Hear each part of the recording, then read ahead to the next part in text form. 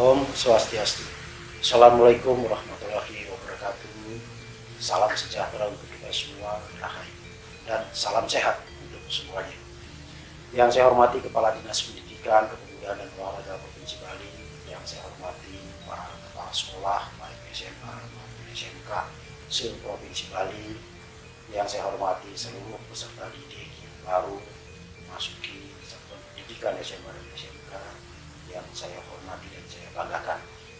Pada hari ini saya menyampaikan salam sehat untuk semuanya sehingga kita bisa mengikuti kegiatan MPRS ini dengan baik.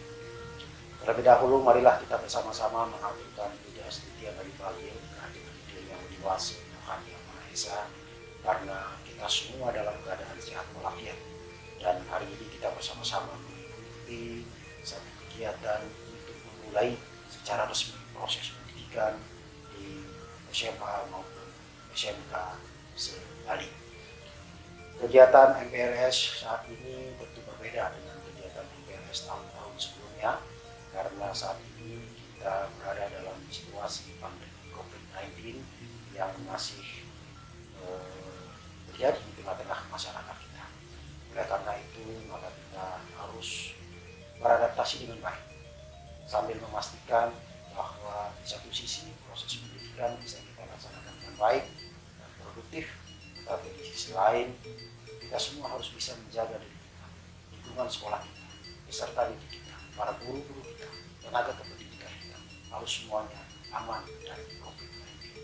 Ini tentu tidak mudah, ya, karena tahun-tahun sebelumnya kita tidak menghadapi situasi pandemi ini, atau kita juga tidak punya pengalaman menghadapi situasi-situasi krisis seperti ini. Dengan adanya pandemi ini, maka kita harus bisa beradaptasi, termasuk juga proses pendidikan. Maka MPRS pun kita lakukan dengan model yang terbaru, karena kita beradaptasi dengan pandemi COVID. MPRS kita lakukan secara online. Namun demikian, saya meminta kepada jajaran Dinas Pendidikan Provinsi Bali, para kepala sekolah, para guru, mari kita pastikan bahwa meskipun metode cara melaksanakan MPRS ini berubah dari tahun-tahun sebelumnya, tapi harus kita pastikan tujuan dari MPRS ini bisa tercapai secara efektif. Yang berubah adalah hanya caranya, tetapi tujuannya adalah sama. Oleh karena itu, para guru, para kepala sekolah harus bisa berinovasi, harus bisa berkreativitas untuk menjadikan proses pendidikan ini tetap berjalan, mencapai tujuan, tetap produktif, tetapi bisa melindungi diri lingkungan sekolah kita dari ancaman COVID-19. Oleh karena itu, maka kepada seluruh anak-anak didik, seluruh peserta didik yang mengikuti MPRS hari ini sampai dengan hari ini tanggal 13 Juli sampai dengan tanggal 15 Juli, saya minta supaya tetap mengikuti dengan penuh disiplin, meskipun dilakukan secara online, meskipun tidak ada yang mengecek kehadiran fisik secara langsung, tapi saya minta kepada seluruh peserta didik ikuti kegiatan ini dengan sebaik-baik, sambil kita mematangkan terus proses belajar secara online. MPLS yang kita lakukan secara online ini adalah awal dari proses belajar seterusnya yang akan juga kombinasi antara cara-cara belajar konvensional yang kita terapkan selama ini dengan cara-cara belajar baru sebagai adaptasi dalam COVID-19, yakni cara-cara belajar online. Itulah sebabnya saya minta kepada seluruhnya, kepada para guru dan kepala sekolah, para tenaga kependidikan dan juga para siswa, harus bersama-sama bergotong royong melaksanakan MPRS ini dengan sebaik-baiknya sehingga tujuannya bisa tercapai. Dan itulah yang harus kita lakukan bersama-sama.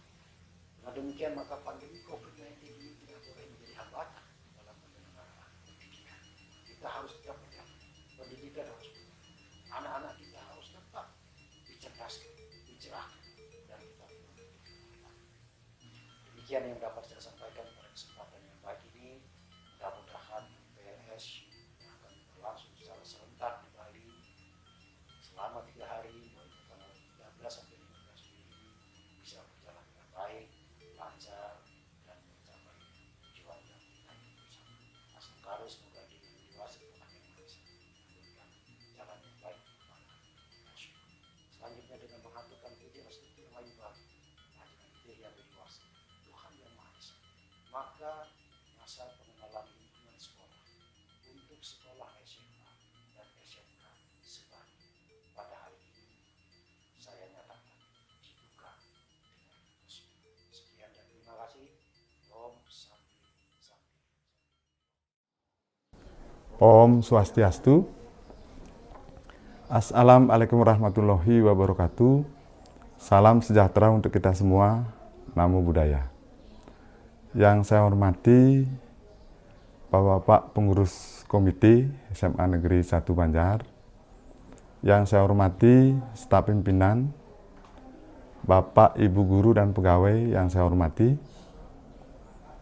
Bapak, Ibu orang tua siswa, khususnya kelas 10 baru yang saya hormati, dan anak-anak sekalian kelas 10 baru tahun pelajaran 2020-2021 yang Bapak banggakan, Bapak cintai. Puja dan puji syukur kita panjatkan ke hadapan Ide Sang Yang Widi Wase, Tuhan Yang Maha Esa, karena atas bimbingan rahmat beliau kita dapat melakukan aktivitas sesuai dengan swudharma kita masing-masing. Pada kesempatan yang baik ini, saya atas nama pimpinan SMA Negeri 1 Banjar menyampaikan terima kasih kepada Bapak Ibu orang tua siswa atau peserta didik baru yang telah mempercayakan anak didiknya atau putra-putrinya untuk kita didik di SMA Negeri 1 Banjar. Tentunya kepercayaan Bapak Ibu orang tua siswa menjadi motivasi tersendiri bagi kami untuk bisa kami melaksanakan proses pendidikan, memberikan layanan pendidikan di sekolah ini dengan baik. Pada kesempatan ini juga, khususnya kepada anak-anak peserta didik baru yang berhasil diterima, anak-anak mulai hari ini per tanggal 13 Juli 2020 ini, anak-anak secara resmi menjadi bagian dari keluarga besar SMA Negeri 1 Banjar. Tentunya keberadaan anak-anak sekalian di sekolah ini selama 3 tahun ke depan, kita dari pihak sekolah berusaha untuk memberikan layanan yang baik, yang berkualitas, seperti harapan kita bersama. Kegiatan PPDB atau penerimaan peserta didik baru, dan hari ini dilanjutkan dengan kegiatan pengenalan lingkungan sekolah, itu berbeda dengan tahun-tahun kemarin, karena sekarang kita berada dalam situasi pandemi COVID-19. Kegiatan pengenalan lingkungan sekolah yang biasa dilakukan dengan tatap muka, maka pada kali ini terpaksa harus dilakukan dalam mode daring atau dalam bentuk online. Kegiatan pengenalan lingkungan sekolah itu dimaksudkan untuk memberikan pemahaman, pengetahuan dini terhadap sekolah, sehingga pengetahuan dini itu nanti bisa membantu anak-anak sekalian bagaimana melaksanakan proses pendidikan di sekolah ini. Sehingga harapan kita semua, warga sekolah, bisa melaksanakan kegiatan pendidikan ini, pendidikan di sekolah ini bisa berjalan dengan baik. Kegiatan MPLS ini, pengenalan lingkungan sekolah itu diperkenalkan melalui tayangan video. Tayangan video itu nanti akan memuat seluruh aspek kegiatan sekolah, termasuk kegiatan lingkungan sekolah, keadaan lingkungan sekolah, sarana prasarana, ekstrakurikuler, tenaga guru, tenaga pegawai, dan lain sebagainya, semua diperkenalkan dalam video yang bisa anak-anak akses pertama di web sekolah, bisa melalui Facebook, bisa melalui jaringan yang lain. Nanti anak-anak bisa juga akses langsung di WA Group. Jadi karena nanti video ini langsung dikirimkan ke WA Group. Kemudian bisa juga diakses di channel YouTube. Kegiatan NPLS sekalipun dilangsungkan secara daring, harapan saya anak-anak sekalipun diperkenalkan hanya melalui video, tapi anak-anak bisa mencermati bersama kegiatan-kegiatan sekolah yang akan anak-anak lakukan, yang akan anak laksanakan selama 3 tahun ke depan. Kegiatan MPLS ini juga nanti anak-anak akan dihadirkan ke sekolah yang diatur pembagiannya. Jadi mulai besok dan lagi 2 hari, anak-anak akan mengikuti persiapan bagaimana pembelajaran daring itu harus dilakukan. Jadi nanti anak-anak akan diperkenalkan dengan model-model pembelajaran online yang sekarang ada berbagai model yang bisa kita gunakan sebagai alternatif untuk pembelajaran daring. Nah, oleh karena itu, anak-anak sekalian, ketika nanti anak-anak mencermati video, yang pertama nanti ada video dari sambutan Sekda Provinsi Bali, kemudian sambutan dari kepala sekolah, kemudian nanti ada video tutorial dan lain sebagainya.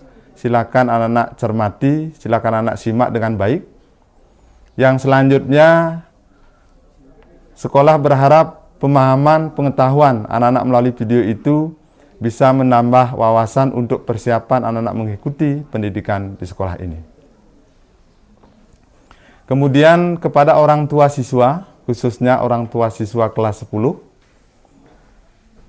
saya berpesan yang Bapak Ibu harus lakukan dalam rangka memfasilitasi anak-anak dalam melaksanakan pembelajaran daring. Pertama, Bapak Ibu orang tua menyiapkan perangkat model pembelajaran daring seperti handphone, tab barangkali, kemudian laptop dan lain sebagainya yang mendukung kegiatan pembelajaran daring.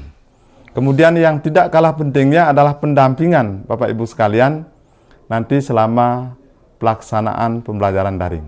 Kami dari pihak sekolah akan segera mengirimkan jadwal untuk Bapak Ibu ketahui kapan anak Bapak Ibu harus melaksanakan pembelajaran. Harapan kami Bapak Ibu dapat mendampingi, memfasilitasi, dan meyakinkan bahwa anak Bapak Ibu itu mengikuti pembelajaran di sekolah dengan baik. Pada kesempatan ini juga saya sedikit menyampaikan tentang protokol kesehatan pencegahan COVID-19. Pencegahan COVID-19, Bapak Ibu sekalian dan anak-anak sekalian, kami menyebut itu yang harus Bapak Ibu lakukan, yang harus anak-anak lakukan, itu kami menyebutnya 3M. M yang pertama, memakai masker atau menggunakan masker.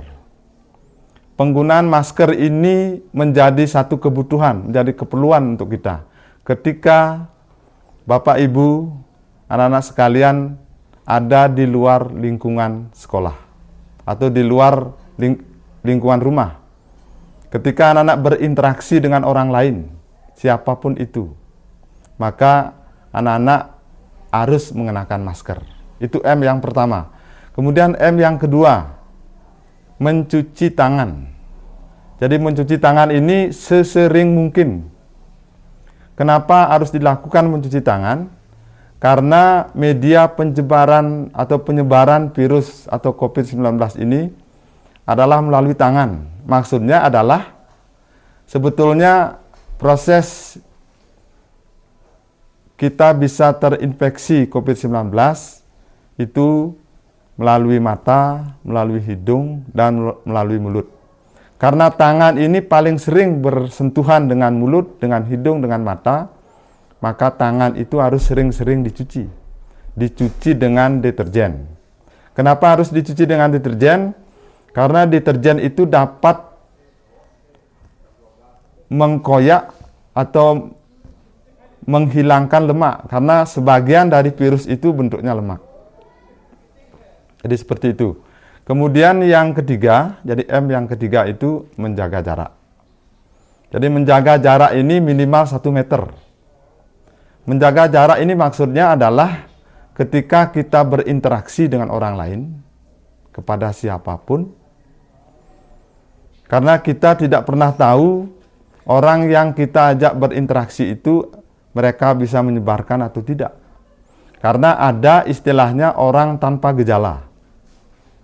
Jadi artinya orang itu berpotensi untuk menyebarkan padahal kita tidak tahu. Tapi ketika kita menjaga jarak aman minimal 1 meter, jadi niscaya itu bisa dihindari. Ketika 3M itu dilaksanakan dengan tertib, maka kita yakin kita tidak akan terinfeksi COVID-19. Nah, oleh karena itu, melalui kesempatan yang baik ini, anak-anak sekalian, kemudian orang tua, Bapak Ibu sekalian, dimanapun sekarang berada, tolong melaksanakan 3M itu secara disiplin. Kalau kita ingin terhindar dari infeksi COVID-19. Saya kira demikian yang dapat disampaikan.